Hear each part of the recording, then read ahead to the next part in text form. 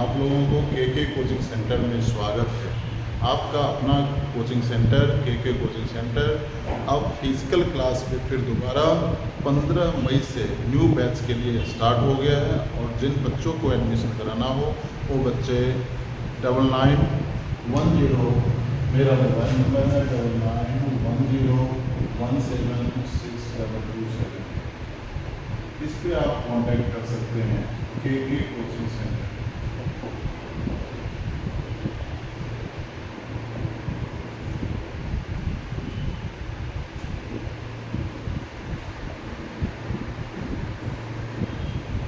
Physical class और online, offline और online दोनों ही रूप में आपको क्लास प्रोवाइड हो जाएगी। आज मैं आप लोगों को ऑनलाइन में पॉलिटिकल साइंस का 12 पॉलिटिकल साइंस का पहला चैप्टर शीत युद्ध का दौर, उसका मैं कुछ कंसेप्ट बता देता हूँ। और कल से रेगुलर आप लोगों को इस चैप्टर का और सारे ही चैप्टर का बल्कि पॉलिटिकल, हिस्ट्री, इकोनॉमिक्स, सारे ही चैप्टर का मैं आपको नोट्स भी देता चला जाऊँगा। सबसे पहले एक्सप्लेनेशन करना है, उसके बाद असाइनमेंट मिलेगा और नोट्स भी मिलते चला जाएगा। जिन बच्चों को ऐसा लगे कि हमें ऑफलाइन क्लास की आवश्यकता है तो ऑफलाइन भी आप ज्वाइन कर सकते हैं, और नहीं ऑनलाइन से हो जाए तो ऑनलाइन से आप लोग क्लास कर सकते हैं। अब देखिए हम लोग हो जाते हैं शीत युद्ध का दौर।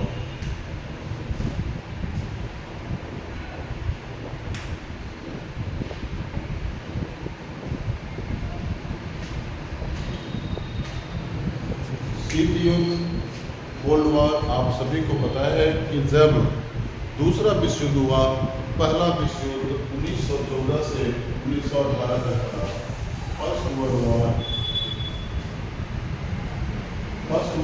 1914 से 1918 तक चला था।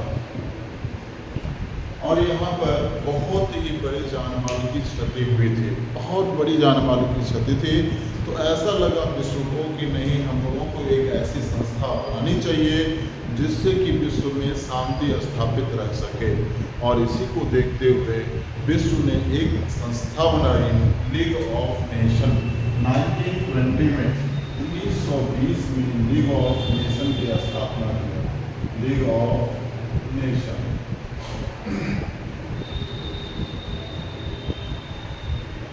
लीग ऑफ नेशन की स्थापना किया, नेशन की स्थापना की।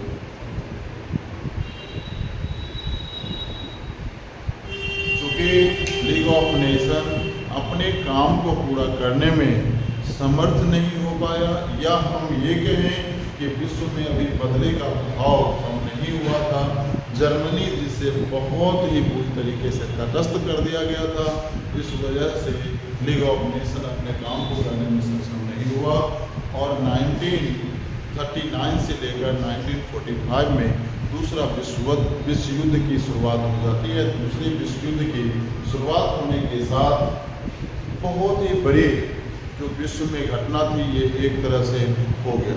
अब यहाँ पर क्या होता है कि बड़ी घटना होने के साथ साथ 1939 से 1945 द्वितीय विश्व युद्ध की शुरुआत।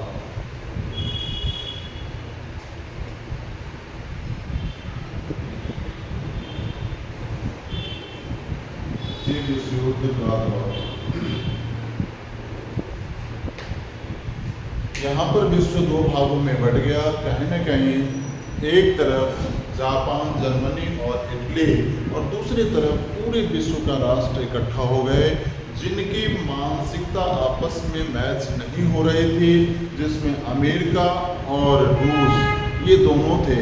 कभी भी अमेरिका और रूस कहीं न कहीं एक साथ आने को तैयार नहीं होते, बल्कि अब द्वितीय विश्व युद्ध में परिस्थिति ऐसी हो गई कि इन दोनों को एक साथ आना पड़ा। और द्वितीय विश्व युद्ध में इन दोनों को साथ आना और द्वितीय विश्व युद्ध के उपरांत दोनों ही राष्ट्रों को अलग अलग आपस में मानसिक मतभेद होने के कारण अलग हो जाना, यहीं से शीत युद्ध की शुरुआत हो जाती है। दोनों ही राष्ट्र द्वितीय विश्व युद्ध के दौरान एक ही पक्ष से लड़े थे। और द्वितीय विश्व युद्ध के जब 1945 में अमेरिका ने जापान के हिरोशिमा और नागासाकी 2 क्षेत्रों पर जब बम गिरा दिया, और बम गिराने के साथ ही ये दोनों ही राष्ट्र फिर अपने अपने मार्ग अलग कर लिए। विश्व 2 भागों में बट गया।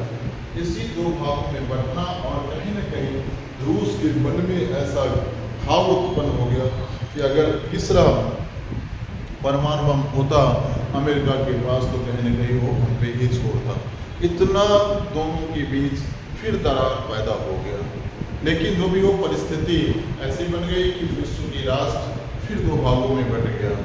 एक का नेतृत्व अमेरिका कर रहा था जो पूंजीवादी व्यवस्था के अंतर्गत था, और दूसरा का रूस ने शुरू किया जो सोवियत महासंघ था।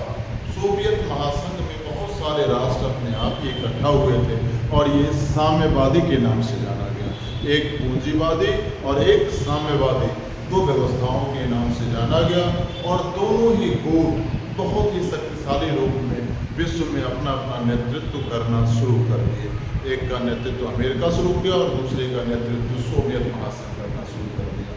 देखते ही देखते सोवियत महासंघ की स्थिति धीरे धीरे खराब होने लगी, क्योंकि उनकी आर्थिक स्थिति साम्यवादी नीति में आर्थिक स्थिति उनका कमजोर होना शुरू हो गया था। जो भी हो, ये दौर एक लंबा दौर चला। दोनों ही राष्ट्रों में बहुत ही ज़्यादा प्रतिस्पर्धा रही। दोनों ही विश्व के सभी राष्ट्रों को चाहते थे कि हमारे ही गुट में शामिल हो जाएं। अब यहाँ पर प्रश्न ये उठता है कि ये दोनों महाशक्ति क्यों चाहते थे कि छोटे छोटे राष्ट्र हमारे गुट में शामिल हो।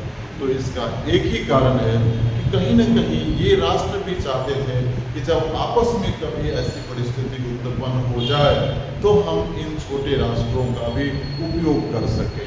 सबसे पहला कि हम सैनिक अड्डा बना सकें, अगर ज़रूरत पड़े तो सैनिक मदद भी ले सकें, अगर आवश्यकता हो तो हम यहाँ से आर्थिक उत्पादन भी, आर्थिक जो रिसोर्सेज है इस रूप में भी हम इन राष्ट्रों का उपयोग कर सकें। इसीलिए ये लोग अपने अपने गुट को बड़ा करना चाहते थे, एक तरफ सोवियत महासंघ और दूसरी तरफ अमेरिका। अब इसी क्रम में हम देखते हैं बहुत सारे जो गुटबंदी हुई, गुटबंदी का दौर भी कह सकते हैं इसको। गुटबंदी अपने अपने गुट को बढ़ाना ही गुटबंदी कहलाता है। यहाँ पर हम देखते हैं जैसे यूरोपियन नेशन की स्थापना, यूरोपियन यूनियन की स्थापना।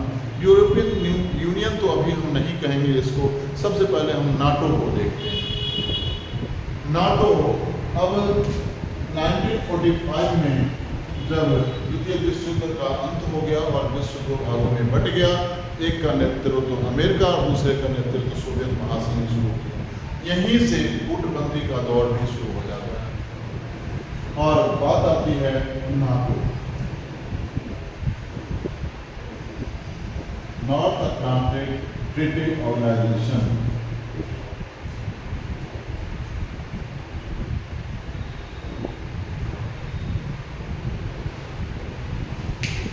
नॉर्थ अटलांटिक ट्रीटी ऑर्गेनाइजेशन की स्थापना होती है।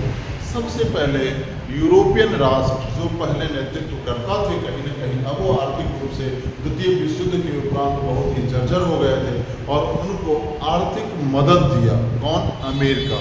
और अमेरिका जब आर्थिक मदद दिया, यूरोपियन आर्थिक परिषद का गठन हुआ। यहीं पर क्या हुआ? यूरोपियन आर्थिक परिषद का गठन हुआ। और इन्हीं यूरोपियन राष्ट्रों के समूह से नाटो का गठन किया। कौन? अमेरिका। जब नाटो का गठन किया तो कहीं न कहीं इनका ग्रुप यूरोपियन नेशन में बड़ा होना शुरू हो गया था। तो यहाँ पर सोवियत महासंघ भी कहीं न कहीं कमज़ोर नहीं रहना चाहता था और उन्होंने भी अलग अलग गुटों को बनाना शुरू कर दिया था। अब इसके बाद हम लोग देखते हैं यहाँ पर अमेरिका का और 2 गुट आता है। इसमें आता है सीटो और सेंटो। सीटो और सेंटो। यहाँ पर सीटो 1954 और 1955 में सेंटो का गठन होता है। इसके बाद हम लोग अलग अलग संगठन के रूप में देखते हैं। जब इन्होंने ये अमेरिका ने जब नाटो, सीटो, सेंटो ऐसे संगठन का निर्माण करना शुरू किया तो सोवियत महासंघ भी वार्सा पैक्ट किया। वार्सा पैक्ट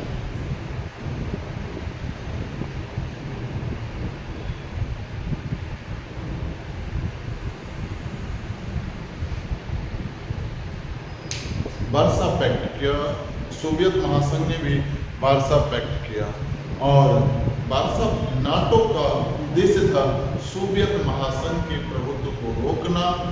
नाटो या अन्य जो भी अमेरिका के सैनिक संगठन बने, जो भी गठबंधन में शामिल हुए, उनका एक ही उद्देश्य था सोवियत महासंघ के प्रभाव को रोकना। और दूसरी तरफ वार्सा पैक्ट में जितने राष्ट्र शामिल हुए उनका उद्देश्य था नाटो के प्रभाव को रोकना।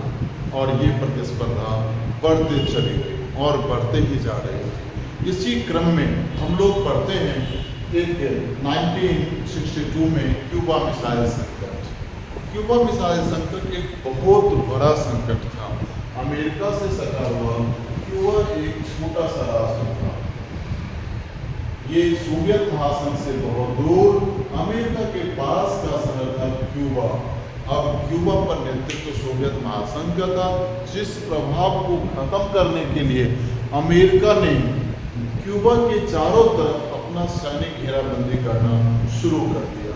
इसी सैनिक घेराबंदी को देखते हुए क्यूबा ने सोवियत महासंघ से मदद मांगी और सोवियत महासंघ ने अपना मिसाइल क्यूबा में लगाना शुरू कर दिया।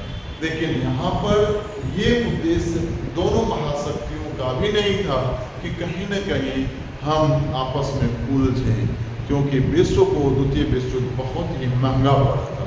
जो भी हो, अपनी सुरक्षा की दृष्टिकोण से अमेरिका ने अब अपने सैनिक को, बेरों को, अपने नाविक को कहा कि सोवियत महासंघ से आ रही मिसाइल को रोको।